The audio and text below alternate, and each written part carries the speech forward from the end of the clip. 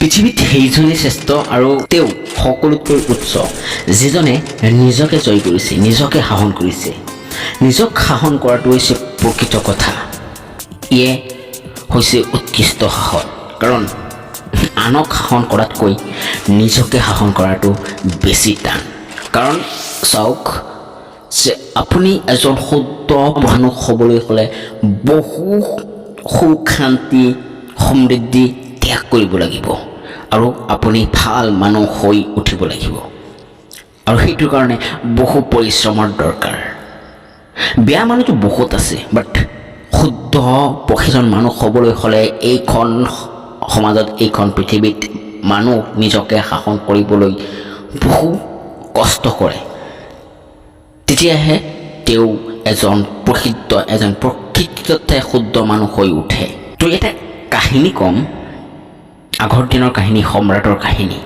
আশা কৰোঁ আপোনালোকে কাহিনীটো ভালদৰে শুনিব। এবাৰ এজন সম্ৰাট ছদ্মবেশেৰে ৰাজ্যত ঘূৰি ফুৰি আছিল। এনেকুৱা মানে বাস্তৱত নহয়, বাট এনেকুৱা ফিল্মত আছে। ফিল্মটো নায়ক ফিল্ম হয়, অনিল কাপুৰৰ ফিল্ম হয়। চ' তেওঁ মানে যেতিয়া নেকি এদিনৰ সম্ৰাট হৈছিল, এদিনৰ মানে প্ৰধানমন্ত্ৰী হৈছিল, তেতিয়া তেওঁ মানে ছদ্মবেশেৰে গাঁৱত গৈছিল, তেওঁ প্ৰিয়তমা তাক দেখিবলৈ গৈছিল। চ' তেনেকুৱাই এটা কাহিনী, আগৰ দিনৰ সম্ৰাটৰ কাহিনী। তো এই সম্ৰাটজন ছদ্মবেশেৰে গাঁৱত বা ৰাজ্যত, নিজৰ ৰাজ্যতে ফুৰি আছিল। হঠাতে ৰাস্তাত এজন মানুহক মুখামুখি হ'ল। এনেকুৱাতো মানুহৰ সন্মুখত মানুহ আহেই, তো মানুহে মানুহক দেখা পালে বা সন্মুখীন হ'লে মানুহে প্ৰশ্ন কৰে, নিশ্চয় কৰে।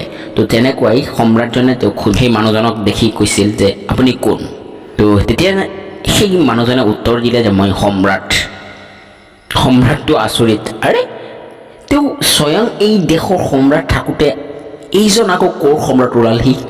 তেওঁ পুনৰ সুধিলে, তুমিনো ক'ৰ সম্ৰাট আৰু তুমিনো ক'ত শাসন কৰা? মানুহজনে চিৰ উচ্চ কৰি, অৰ্থাৎ সেই মানুহজনে তেওঁৰ মূৰটো উচ্চ কৰি ক'লে যে মই নিজকে শাসন কৰোঁ। That's right. তো তেতিয়া মানে সম্ৰাটজনে আচৰিত, আৰু তেওঁ মানে মূৰটো তল কৰি দিলে। নিজৰ সম্ৰাট, তেওঁ মানে ইমান ভবা নাছিল সম্ৰাটজনে। প্ৰকৃত কথা হ'ল যে এজন মানুহে এখন দেশ শাসন কৰাতকৈ নিজকে শাসন কৰাটো বেছি টান কাম। যি নিজকে শাসন কৰাত সফলতা অৰ্জন কৰিছে, তেওঁ এজন দেশক শাসন কৰাৰ সম্ৰাটতকৈ উচ্চ। মই আগতে কৈছোঁ, দৰাচলতে নিজক শাসন কৰিব নোৱাৰাৰ কাৰণে মানুহৰ জীৱনত অতিপাত যন্ত্ৰণা অনৰ্থক ভুগিব লগা হয়। বন্ধুৱে মদ এডোখ খাবলৈ জোৰ দিলে, নাখাওঁ বুলি ক'লতো নেমানিলে। আমিও তেওঁৰ কথা পেলাব নোৱাৰোঁ। এডোখৰ ঠাইত দুডোখ খালোঁ, নিচা হ'ল। মটৰ চাইকেল চলাই আহোঁতে এটা ৰাস্তাৰ ঠাইত দুটা ৰাস্তা দেখিলোঁ, দুৰ্ঘটনা হ'ল, বৰি ভাঙিল, ভাগ্য ভাল, প্ৰাণটো বাচিল।